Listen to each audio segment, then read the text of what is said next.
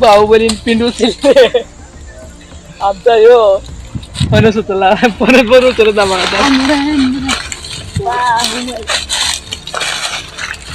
ह्याच्या एवढा फणस आहे मित्रांनो, आपण काही करू शकत नाही असं एक जणाशी, पण आपला बाहुबली हाच म्हणायचा.